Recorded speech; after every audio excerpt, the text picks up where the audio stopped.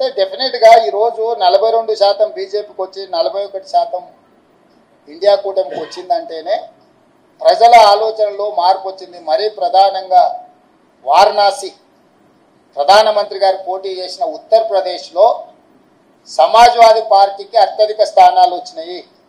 ఈరోజు Samajwadi party Congress party దాదాపుగా 40 పైగా సీట్లను సాధించడం జరిగింది.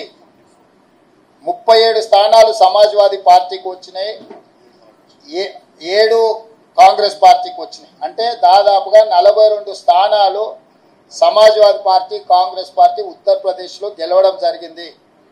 రెండవది ఫైజాబాద్ పార్లమెంట్ అంటే అయోధ్య రామ మందిరం ఎక్కడైతే నిర్మించిందో ఆ పార్లమెంట్లో బీజేపీ ఓటమి చెందింది.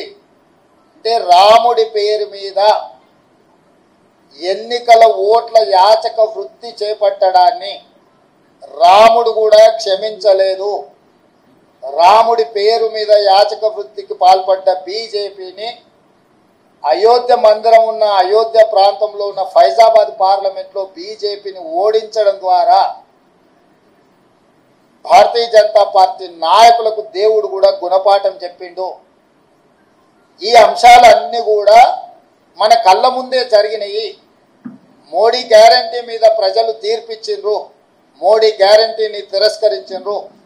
రాముడి తలంబ్రాల పేరు మీద ఓట్లు కొల్లగొట్టాలని చూస్తే రామ మందిరం నిర్మించిన అయోధ్య ఉండే పార్లమెంటు నియోజకవర్గం ఫైజాబాద్లోనే బీజేపీని ఓడించడం జరిగింది, ప్రజలు తిరస్కరించడం జరిగింది. కాబట్టి దేవుడి పేరు మీద ఓట్లు పొందాలన్న దురాశ బీజేపీకి మంచిది కాదు. ఇవన్నీ కూడా ప్రజలు ఇచ్చిన తీర్పు. ఈ తీర్పును దృష్టిలో పెట్టుకొని మనం అందరం కూడా భవిష్యత్ కార్యాచరణను నిర్ణయించుకోవాలి. వాళ్ళ ప్రజాస్వామ్యంలో ఎవరి అభిప్రాయాలు వాళ్ళు స్వేచ్ఛగా చెప్పొచ్చు. వారి స్వేచ్ఛను నేను హరించను, వారు స్వేచ్ఛగా అభిప్రాయాలు చెప్పొచ్చు.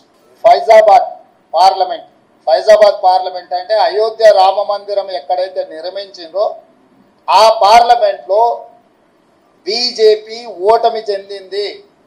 అంటే రాముడి పేరు మీద ఎన్నికల ఓట్ల యాచక వృత్తి చేపట్టడాన్ని రాముడు కూడా క్షమించలేదు.